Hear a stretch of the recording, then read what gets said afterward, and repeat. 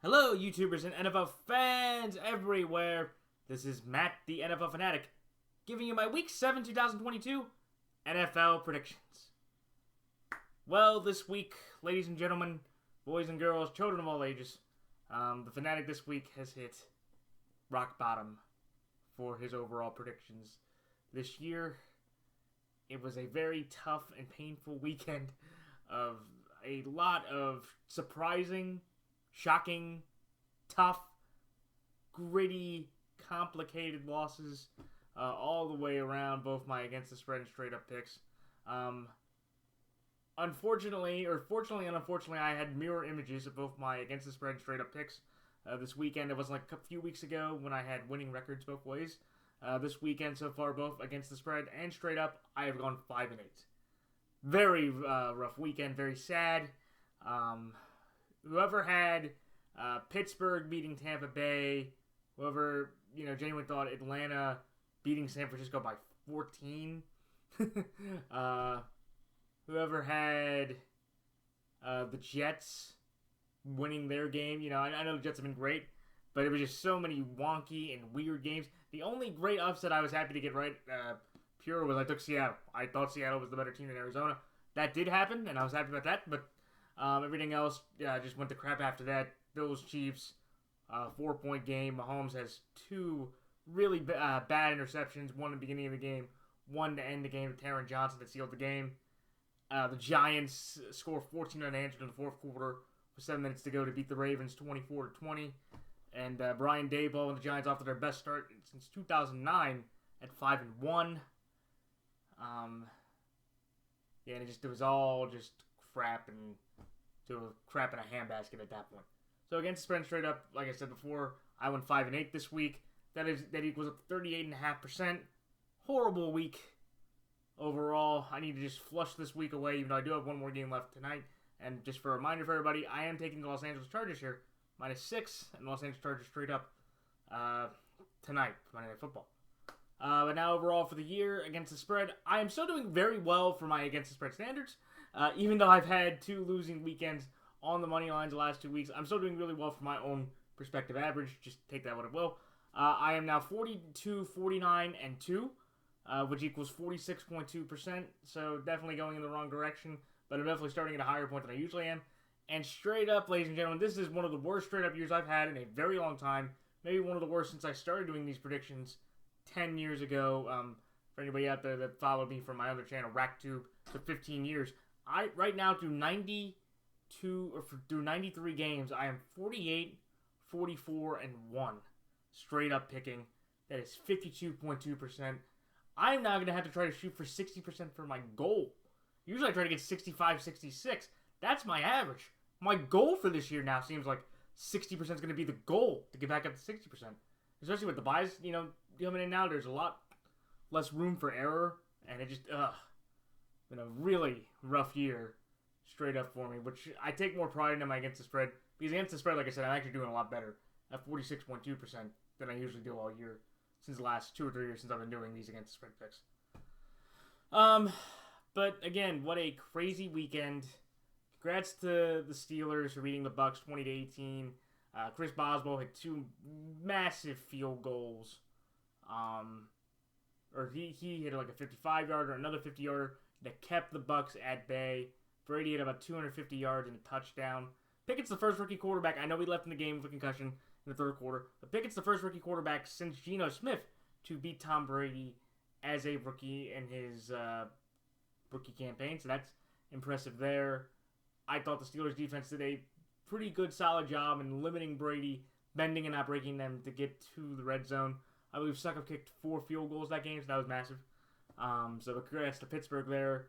Jacksonville, Indianapolis, that was a nutty game where Jacksonville was playing one of the better games they'd played over the last couple weeks.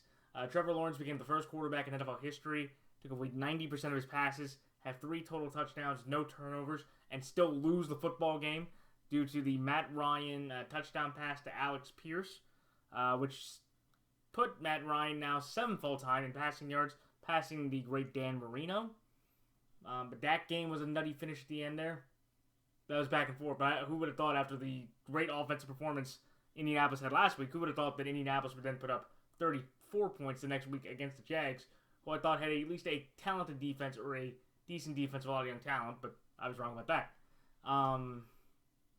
You had the Browns just absolutely getting shellacked by the Patriots in a game that was just, not even a contest, really. They held Nick Chubb to the lowest amount of rushing yards he's had since about week 15 or 16 of last year. Jacoby had another horrible game of turnovers. He just keeps turning it over way too often. And he's not getting the ball to Peoples-Jones or Cooper enough. They're big playmakers to make any plays. He's stretching the ball down the field. That was nuts. Bills-Chiefs, like I said before, one of the great games of the season. Allen gets his back-to-back regular season wins against Mahomes in Kansas City. 24-20, the great touchdown pass to Dawson Knox at the end of the game. And then Taron Johnson picks it off. And then, trying to think of just some of the other kooky losses. Baltimore Giants, again, just a really weird and kooky weekend. A lot of games are coming down to the wire at the end. That's why football was great. Or pro football is great compared to college, though. Quick shout out to the University of Tennessee Volunteers are beating Alabama 52-49, the most points that Saban's given up since the most points that Alabama's given up since 1907 against Sinois. That's what I heard. But now let me get into my picks. So the buys this week, like I said before, we are in the buys section of the season. So the Buffalo Bills, Los Angeles Rams, Minnesota Vikings, and Philadelphia Eagles all have buys this week. So if you have Josh Allen, Gabriel Davis, Devin Singletary, the Bills defense, Tyler Bass, Aaron Donald, the Rams defense, Cooper Kupp, who has 56 receptions through 6 games. That is the second most for a player through the first 6 games in an NFL season. Only Adam Thielen at 58 had more. But Cooper Kupp, the Rams defense, Matt Gay, Matthew Stafford, Allen Robinson, Tyler Higbee, Dalvin Cook, Justin Jefferson, Adam Thielen, the Vikings defense, Irv Smith, Jalen Hurts, Jake Elliott, Miles Sanders, A.J. Brown, Devontae Smith, Dallas Goedert, Jack Stoll. If you have any of those players on your team, fantasy teams, bench them because they will not be playing this week due to them having their bye week.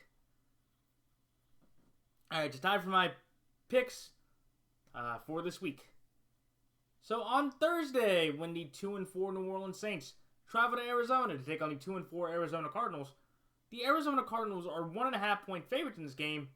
Give me the Arizona Cardinals here minus 1.5, and the Arizona Cardinals straight up. Then the next game, when the 3-3 Atlanta Falcons travel to Cincinnati to take on the 3-3 Cincinnati Bengals, the Cincinnati Bengals are 6 point favorites in this game. Give you the Cincinnati Bengals here to win straight up, but I'm going to take Atlanta plus 6. Then the next game, when the 1-4 Detroit Lions travel to Dallas to take on the 4-2 Dallas Cowboys, the Dallas Cowboys are 7 point favorites in this game. Give you the Dallas Cowboys here minus 7, and the Dallas Cowboys straight up. Then the next game, when the 3-2-1 Indianapolis Colts travel to Tennessee, take on the 3-2 Tennessee Titans. The Tennessee Titans are 2.5 point favorites in this game. Give me the Tennessee Titans here minus 2.5, and the Tennessee Titans straight up. Then the next game, when the 3-3 Green Bay Packers travel to Washington to take on the 2-4 Washington Commanders, the Green Bay Packers are 5 point favorites in this game. Give me the Green Bay Packers here to win straight up. But regardless if it's Taylor Heineke, Sam Howell, or Carson Wentz, I'm going to take Washington plus 5. Then the next game, when the 3-3 Tampa Bay Buccaneers travel to Carolina to take on the 1-5 Carolina Panthers, the Tampa Bay Buccaneers are 10 point favorites in this game. Give me Tampa Bay here minus 10, and give me Tampa Bay straight up. Then the next game, when the 5-1 New York Giants travel to Jacksonville to take on the 2-4 Jacksonville Jaguars, the Jacksonville Jaguars are 3 point amazingly favorites in this game. In one of my big pure upsets of the weekend, give me the New York Giants here to upset the Jacksonville Jaguars here, plus 3, and the New York Giants straight up. Then the next game, when the 2-4 Cleveland Browns travel to Baltimore to take on the 3-3 Baltimore Ravens, the Baltimore Ravens are 6.5 point favorites in this game. Give me the Baltimore Ravens here minus 6.5, and the Baltimore Ravens straight up. Then the next game, when the 5-1 New York Giants travel to Jacksonville to take on the 2-4 Jacksonville Jaguars, the New York Giants here, I said I have the Giants plus 3 and Giants straight up. And I have the Baltimore Ravens here minus 6.5 and the Baltimore Ravens straight up. The next game, the New York Jets. Here we go. Back on track. when the 4-2 New York Jets travel to Denver, take on the 2-4 or 3-3 Denver Broncos. The Denver Broncos are 3-point favorites in this game. Give me the New York Jets here. My second pure upset of the weekend. Give me the New York Jets here, +3, and the New York Jets straight up. Then the next game, when the 1-3-1 Houston Texans travel to Las Vegas, take on the 1-4 Las Vegas Raiders. The Las Vegas Raiders are 7-point favorites in this game.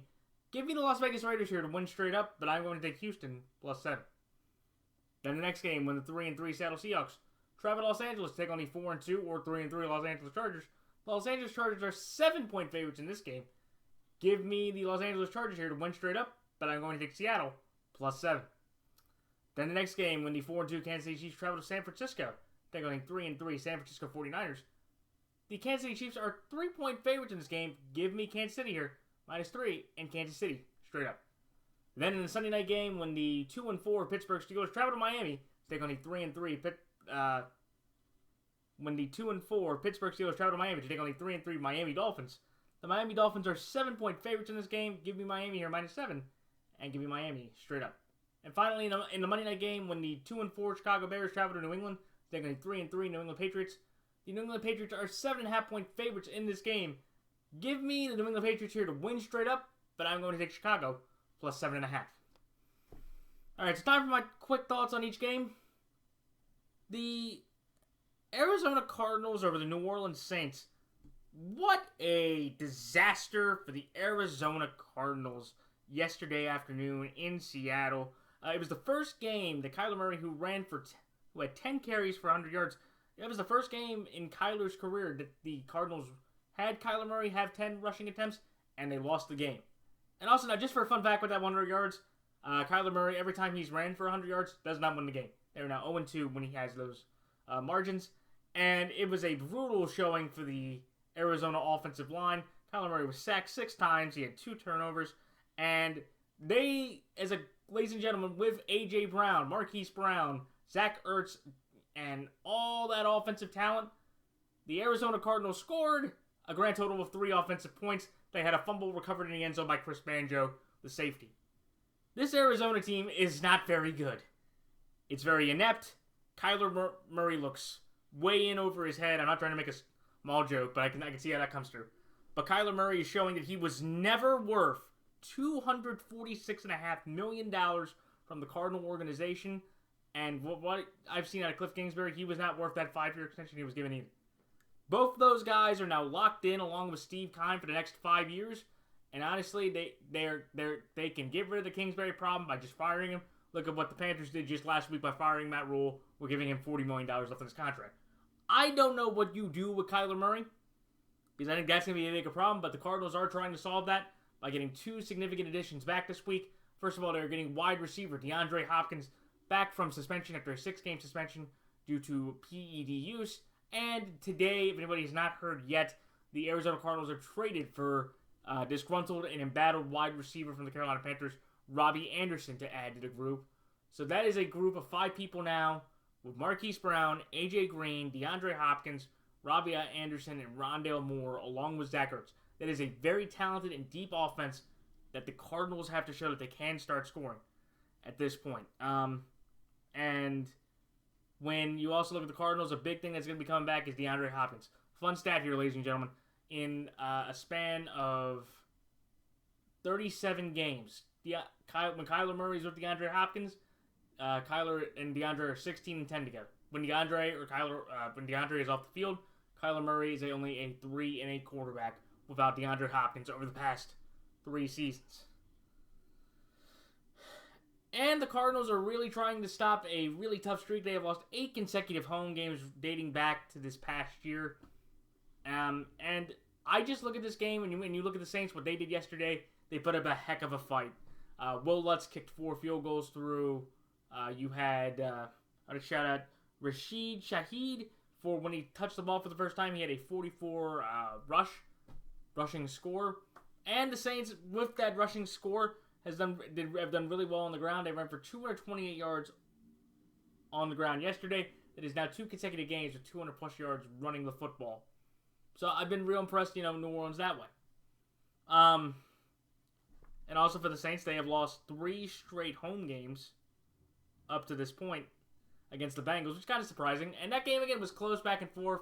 But if it wasn't for Jamar Chase's hands and his dominant ability, the 7 receptions for about 132 yards, touchdowns, I think the Saints can hold on to win that game. The reason why I'm going with the Cardinals is that all the Saints injuries you don't know. Andy's played okay, and could Andy Dalton outplay Kyler Murray? He could, but I think when you add DeAndre Hopkins back, along with AJ Green and along with Robbie Anderson, if he can get the transition done quickly to be ready for Thursday, I think that Cardinal team is just way too more talented. I think Kyler just makes a lot more big plays than I think Andy or Jameis do. And I do think it's interesting, though, that Dennis Allen has said he is not going to name a starter for this week. I know, but I guess to be fair, he only has about 2 days left before everybody has to know. But I just think when you look at this game with how talented both aspects are, I think the Cardinals' offense outplays the Saints' defense. And I think the Cardinals' defense, with only Chris Olave as a legitimate wide receiving threat, along with Kamara in the backfield, but I know Kamara has been more focused on running lately, I believe the Cardinals win this game. But I'd be surprised if New Orleans won? Not at all. Because I think New Orleans, they've shown a lot of spunk over the last few weeks. And I'll trust Dennis Allen a little bit with his staff over Cliff Kingsbury. But at the end of the day, Cardinals are just going to have a lot more talent with DeAndre coming back. They'll be motivated at home in front of their home crowds. I believe the Cardinals get this victory. So that's what I like the Arizona Cardinals are. -1.5 in the Arizona Cardinals straight up. The next game, the Cincinnati Bengals over the Atlanta Falcons. Wow, what a surprise in the league. Who would have thought the Atlanta Falcons, who I thought were one of the 5 worst teams in the NFL period, are a 500 football team? And you look at the NFC, outside of the core 4, which in my opinion are Philadelphia, Minnesota, the Giants, and the Dallas Cowboys, in that order. Anybody that wants to comment on that or debate that, please put it on the comment section. We'd love to hear from it. But I digress. But ever since then, the Falcons have played consistent and reliable and efficient football. To be fair, it took a 51-yard field goal to beat the Saints in week 1. It took another big interception by Jalen Ramsey at the goal line to Bryan Edwards for week 2. They won in week 3. They won in week 4. They lost in week 5 off a Grady Jarrett play. And now here they are at 500 beating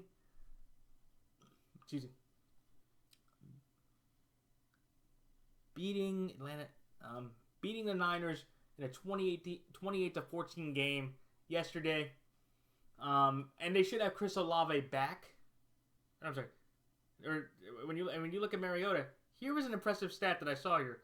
I think they said that Mariota is the 3rd player in NFL history to record at least 2 passing touchdowns, a rushing touchdown, and a completion percentage of 90% or higher.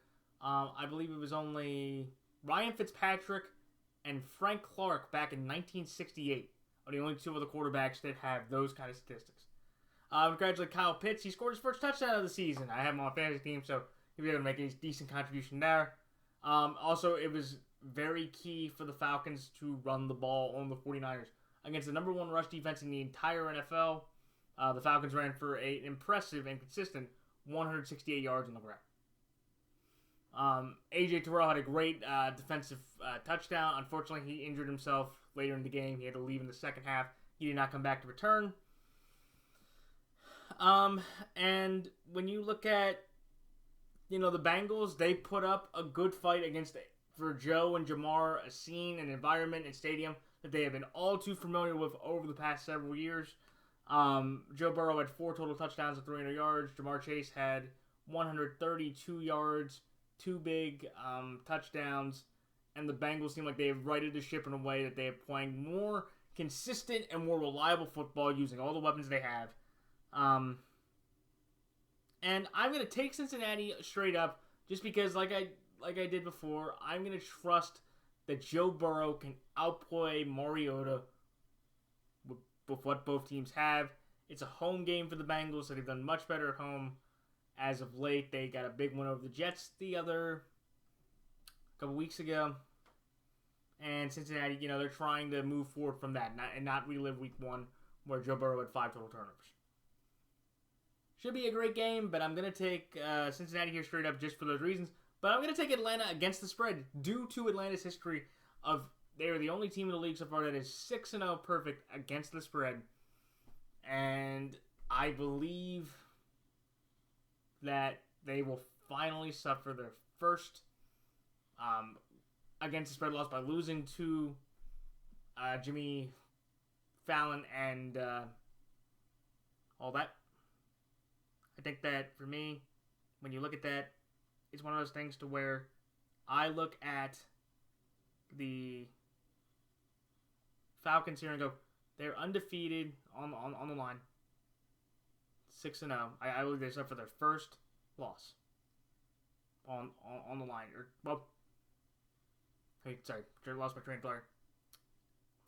I believe the Falcons keep their undefeated streak on the spread line, but I think they lose this one because I think Joe outplays Mariota in this game. So that's why I like Cincinnati here straight up at Atlanta +6. Next game, sorry for that mumble jumbo there. Hopefully you can got everything out. The Dallas Cowboys over the Detroit Lions.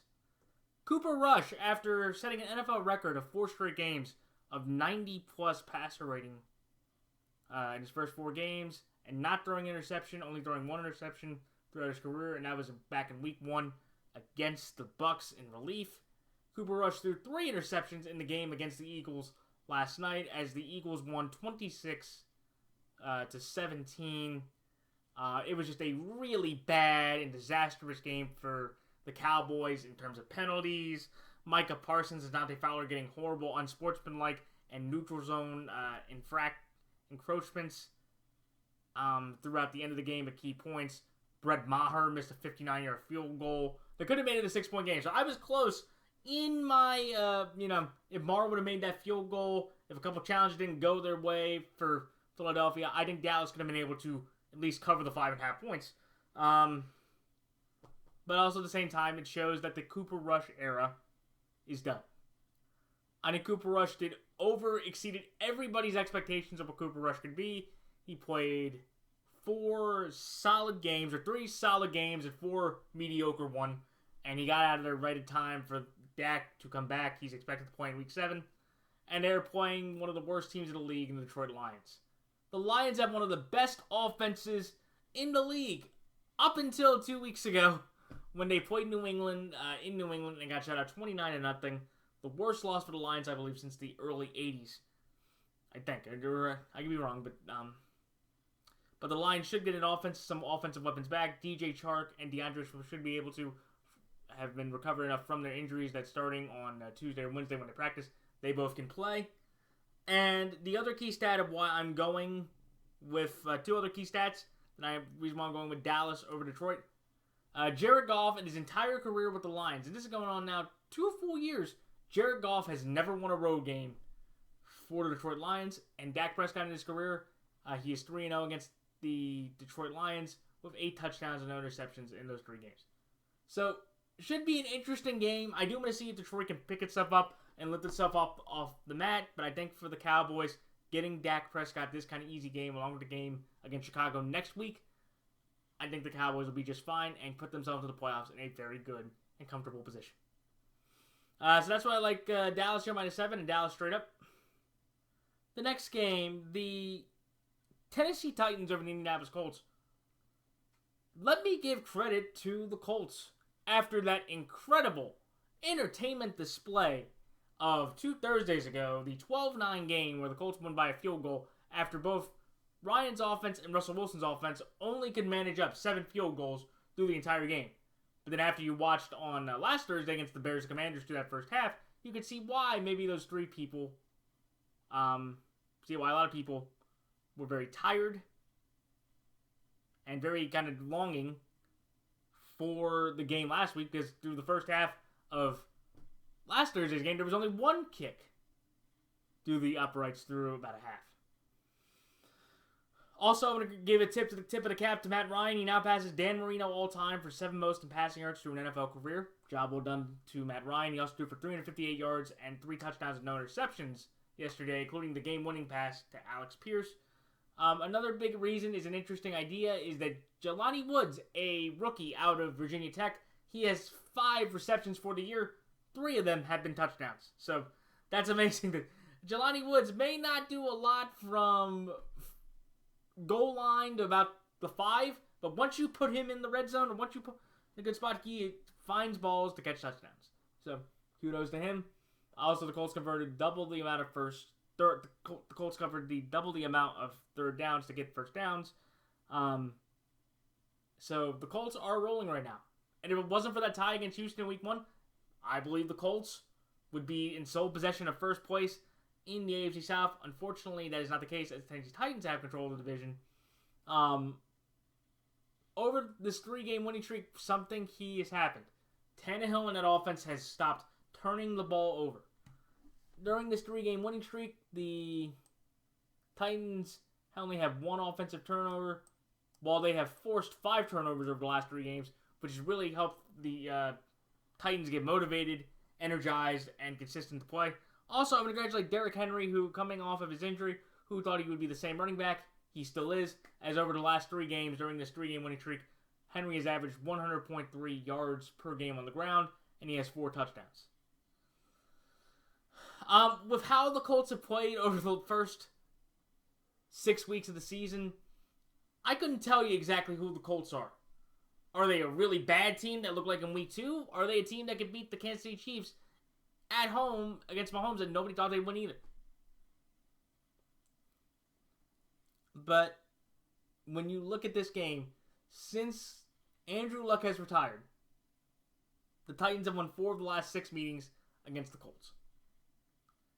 And I just feel like with Matt Ryan, as well as he's been, I think the Titans, with their running attack, with the rest, and home field advantage, I believe they win this game against the Colts in a gritty, tough AFC South battle that gets the Titans the series victory, if you will, and sweeps the Colts on home and road for the second consecutive year.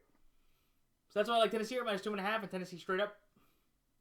The next game, the Green Bay Packers are at the Washington Commanders. I am taking Green Bay here, based on the fact that I don't know who is going to be the starting quarterback for the Commanders. As everybody's probably figured out by now, after Carson Wentz got hit on the hand last Thursday, he suffered a fracture in his ring finger, apparently, and they do not know if he will be able to play football. I would not play him. I think the season is lost for the Commanders anyway. And I want to congratulate Carson. He is now 4-0 all-time against the Bears and 7-0 all-time in primetime games. So, good job there. But I look at the Commanders and Packers and go, if it wasn't for Brian Robinson not having the extra burst, and I do want to congratulate Brian Robinson for his 17 carries and 60 yards for the Commanders. And after the first 5 games where they could not force an offensive turnover, they finally got one on a Velus Jones buff punt, which basically set up the game-winning drive for the Commanders that won the game for them 14-12. When you look at the Packers, it's a completely different story. The Green Bay Packers, for the first time with Aaron Rodgers and Matt LaFleur at the helm, lost back-to-back games. And I just look at the Packers and go, this is not a football team that is going to go anywhere. I thought they were going to win the division just off of Aaron Rodgers. Obviously not. And Devontae Adams, he is doing much better statistically, but financially and happiness, not so much probably, even though, I know he's probably happy to get back on the field along with Robbie Anderson, along with Hollywood Brown, along with A.J. Green, along with all those guys to help try to move the Cardinals forward in a positive direction. But, to get back to the Packers, though, when you look at the Packers, they're also trying to win in Washington for the first time since 2004. So I think it's a tall task. But at the end of the day, with Carson's injury to his broken or his fractured ring finger, I'm just going to take the Packers because I just don't expect Carson Wentz to play. And I think Taylor Heineke, who is likely going to be the starter, not Sam Howell out of UNC. I believe the Packers are going to be able to find a way to win this game against Washington. I took Washington +5 because over the last couple of weeks, I've taken the team against the spread, at least on the points, against the Giants, and I feel like I've won every single time. So I'm going to just trust that, with the Packers. I took them with the Giants, took them with the Jets on the line. I'll trust them with the Commanders here as well. So that's why I like Green Bay here to win straight up, but give me Washington +5. The next game, the Tampa Bay Buccaneers over the Carolina Panthers. I am taking Tampa Bay here in this game based on the fact that Carolina is an absolute disaster. Christian McCaffrey really was only the bright spot yesterday. He had 20 scrimmage touches for 158 yards combined passing or catching and running. And also they had to deal with P.J. Walker getting concussed, meaning a Jacob Eason, former Washington quarterback, had to step in and finish the game for the Panthers. I think the Bucs, look, that offense hasn't been phenomenal. They've had a lot of issues of getting timing, getting able to run the ball effectively, being able to keep Brady in a happiness and chill demeanor in these tough spots.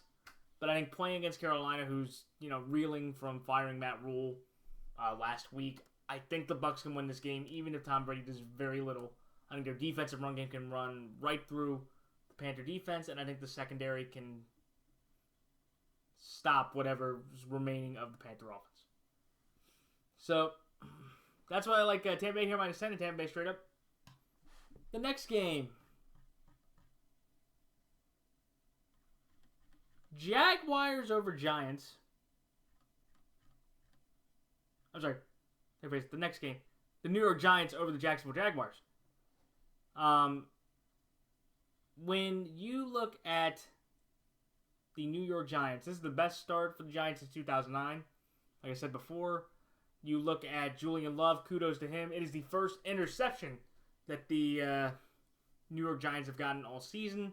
I believe Saquon Barkley is clearly in the MVP race. I believe he is a top 5 to top 7 candidate for this award of how well he's been playing. He is second in the league in rushing. He made an incredibly smart play by dying out at the half-inch line to let the Giants kneel the ball and beat the Ravens. And I also congratulate Kayvon Thibodeau, who got his first career sack and forced fumble on Lamar Jackson, which sealed the victory for the Giants to go to 5-1 through 6 games. One of the best stories of the entire year. And Brian Daboll, by far, is my candidate for head coach of the year. And, I already talked about Jacksonville earlier with Trevor Lawrence. But at the end of the day, when you look at these two squads, I'm going to trust the Giants. Going into Jacksonville is not that hard to be in. The crowd, they're more so just for the event, not for the team itself. I think that Big Blue and the Giants can travel down there well into Jacksonville and motivate the Giants. And I just believe in the Giants playing much more consistent in the tournament football compared to the Jags.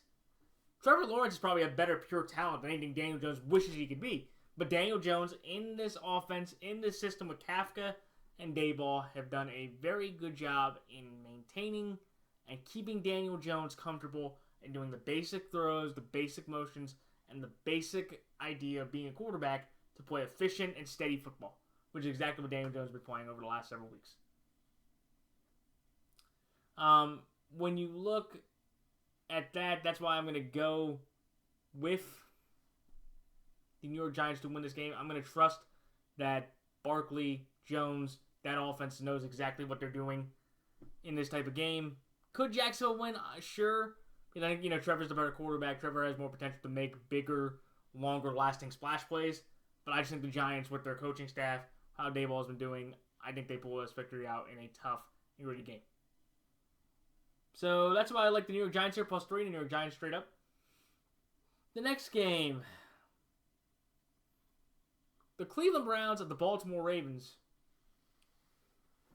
This is a game to where I am just going to trust that the Ravens team that we've seen up and down, up and down, up and down, I just hope they finally can play well enough to keep a drive moving for the Ravens offense.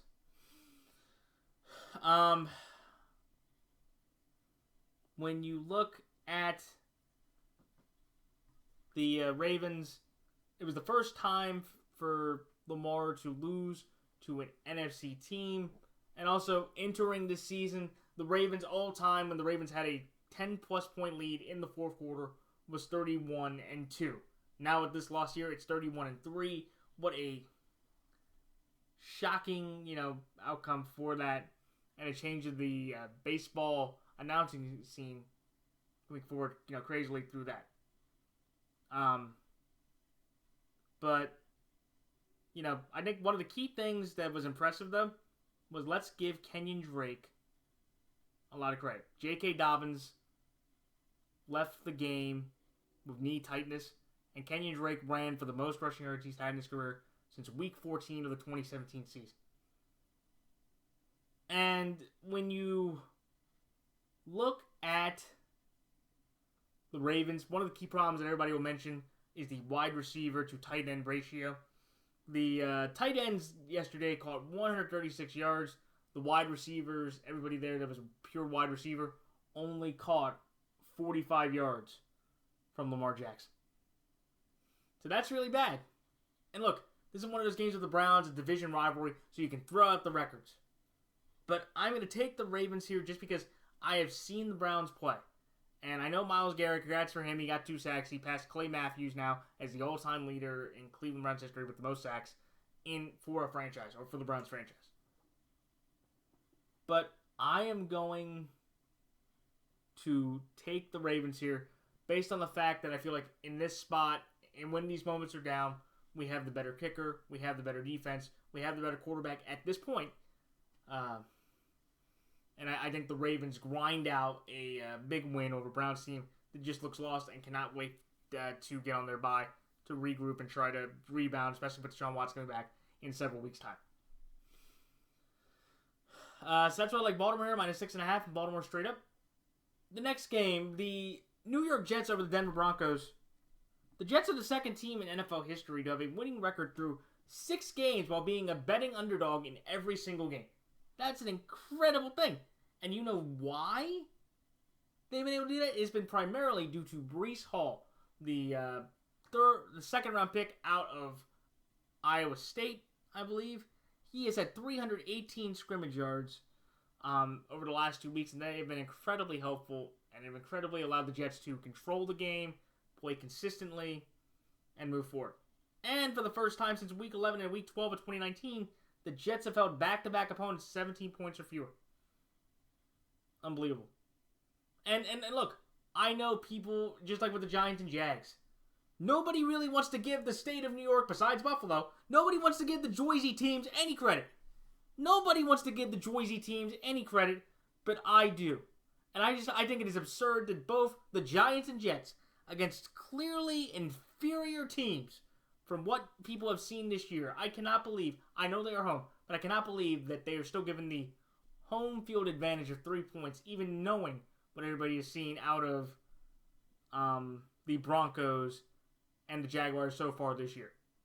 And ironically, I think after this week, Denver goes to play Jacksonville in London in the 3rd game of the International Series. So what a great little dichotomy there for both squads going up against teams that I do not, think, it's a great crossing of waves there in that way.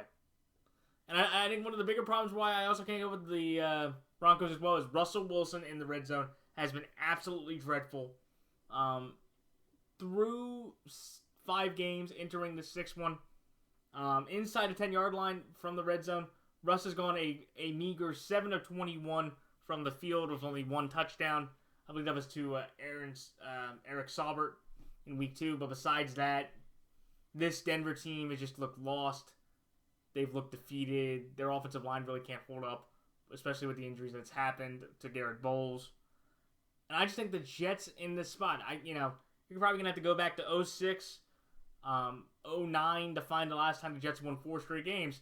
But I'm going to take the Jets to do it just based off of what I've seen, the better defense, and I think Zach Wilson will play a lot more comfortable and relaxed compared to Denver in their respective systems. So that's why I like the New York Jets here +3 and New York Jets straight up. The next game. The Las Vegas Raiders over the Houston Texans. This is one to where I'm going to go with the better quarterback. Both these teams are not very great. I do want to congratulate the Texans for having 9 straight wins over the Jaguars. Also, I want to congratulate Dameon Pierce. He is 8th in the league in rushing, which I think is impressive. But I just look at the Raiders and go, they have a better running back. Josh Jacobs in his last game ran for a career high. They have Adams. They have Waller. They have Renfro. They have a decent offensive line with some pieces. That defensive front, I would be concerned with how effective that defense will be moving forward for the Raiders. But at the end of the day, I am going to take the Raiders in this game just based off the better quarterback and the better skill positions around him. I hope that the Texans can make competitive because, again, the Texans have been pretty good against the spread. They're very much like the Falcons, even though I think the Texans have a couple more losses. But, yeah, I'm going to take the Las Vegas Raiders here due to the home field advantage and the better quarterback out of those two teams. So that's why I like Las Vegas here.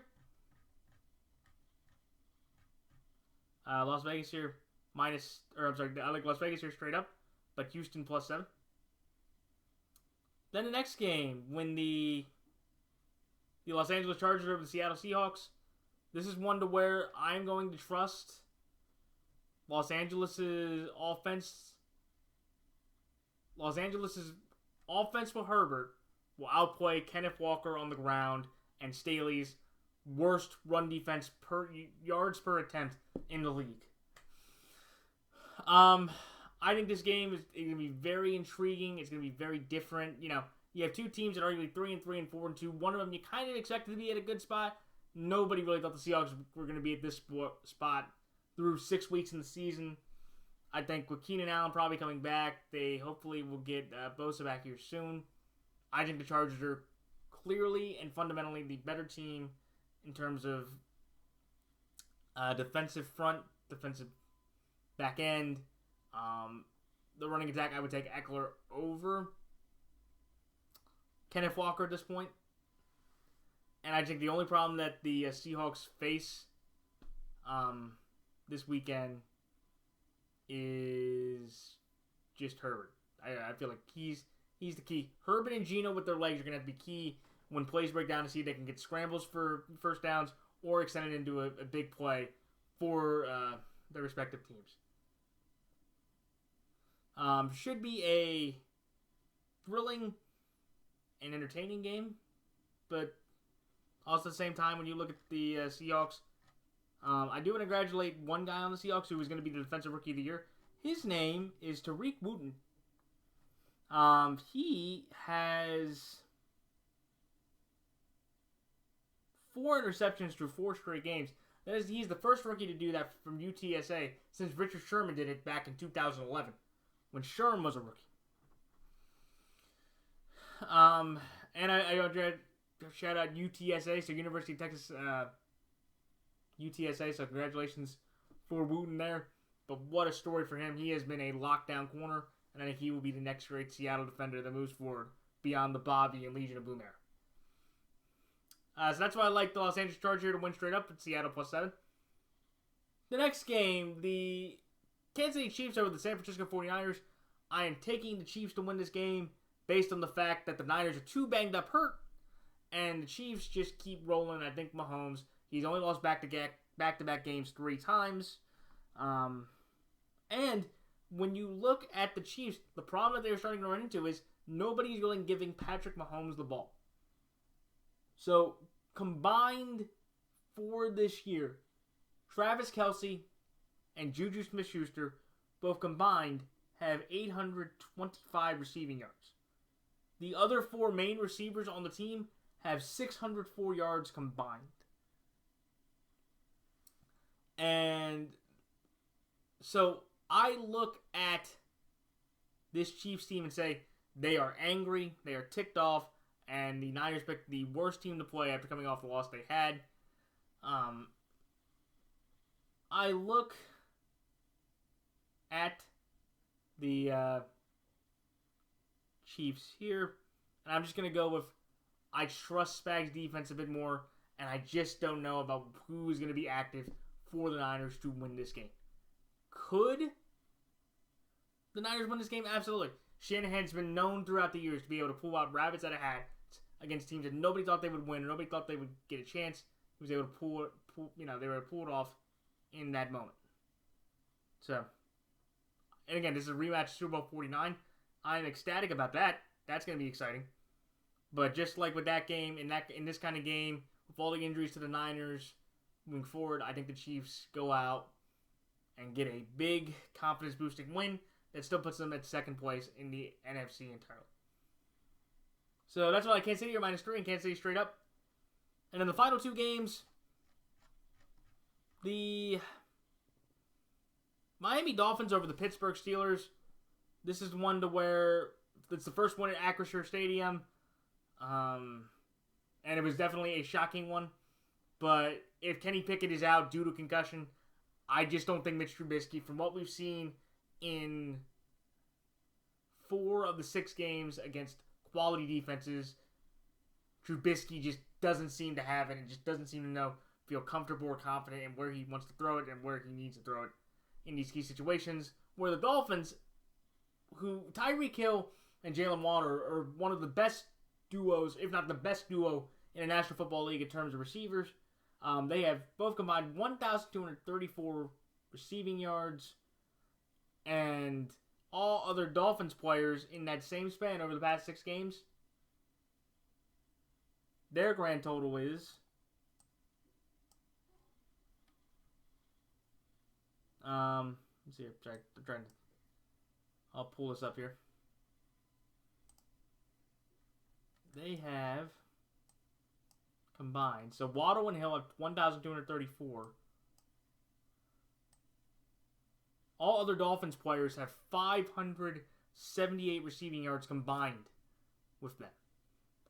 And after the last few weeks where the Dolphins really haven't been able to get 3-and-out stops, yesterday against the Vikings, they only got 16% conversion rate on third down opportunities. So a very nice job by Josh Boyer that, after the last couple weeks he's had, hopefully he's be able to, bounce it back on track against the Steelers. And I think, the elephant in the room is Tua is supposed to come back. Tua was cleared out of the protocol last weekend. He should have been able to play, but they rested him anyway in this big Sunday night game where they're honoring the 50th anniversary team of the 72 Dolphins. Hard to believe it's been 50 years since that perfect run has gone, and it still stands, even though the Eagles are, starting to creep up to that door as each game goes on. But in this game, I'm going to take Miami based on the fact that I think Miami has done much better in terms of being competitive. And just with the injuries to Freiermuth, to Pickett, to Trubisky, you don't know who's going to start. And that's something that I don't think it matters for the Dolphins. If it was Bridgewater or Tua, I think they still would have won the game. So that's why I like the Miami Dolphins here -7, the Miami Dolphins straight up. And finally, the New England Patriots over the Chicago Bears. This is one to where I am taking the New England Patriots over the Chicago Bears based off of one thing.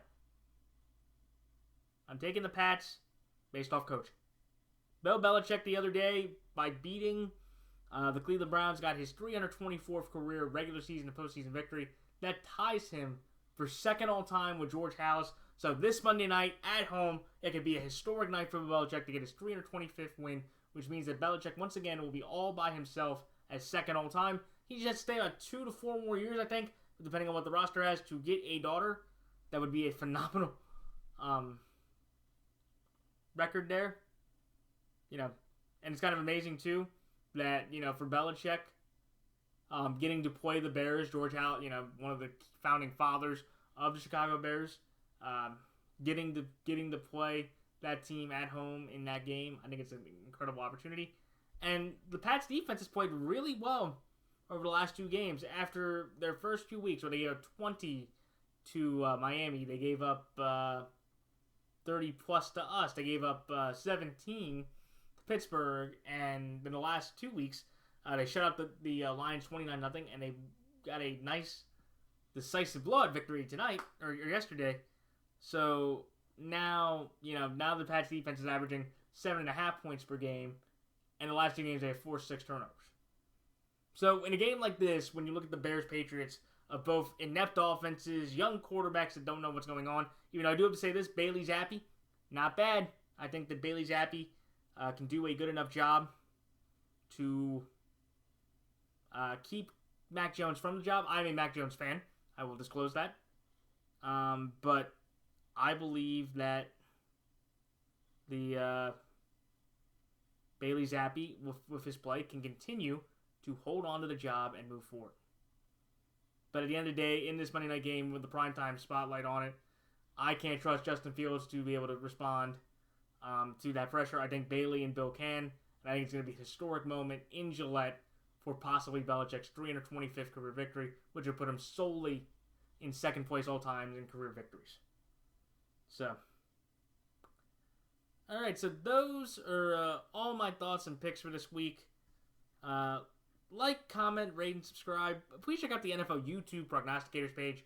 Check out all the different progs, from the Blind Canadian Cat, Andrew Warren, Half Moon's Picks, Bridgewater's Finest, Johnny Talks Sports, Fire and Brim Sports. They're in my description. Hatbox, Sports Fan Entertainment. Please check out Philly Takeover RB if you're a Philadelphia fan.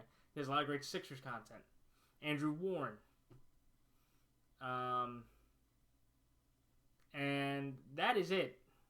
And since I have a little bit of time, since I kind of felt like I was kind of rambling in some spots, let me just one more time very quickly go through my picks in quick order.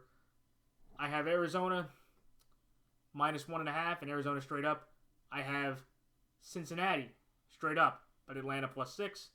I have Dallas -7 and Dallas straight up. I have Tennessee -2.5 and Tennessee straight up. I have Green Bay straight up, but Washington +5. I have Tampa Bay -10 and Tampa Bay straight up. I have the New York Giants +3 and the New York Giants straight up.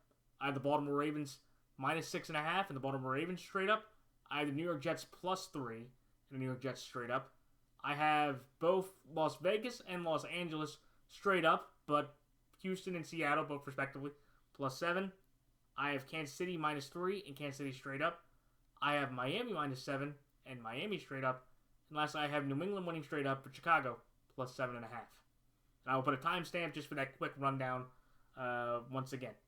So good luck to all players, coaches, fellow prognosticators, fellow fantasy players. I'm having a rough time in fantasy. A lot of my players are getting hurt. And I drafted Tom Brady, and he's looking finally like a 45-year-old. So that's not great at all. And that is it. So until next week, this is Matt the Fanatic signing off. Until next time, so long.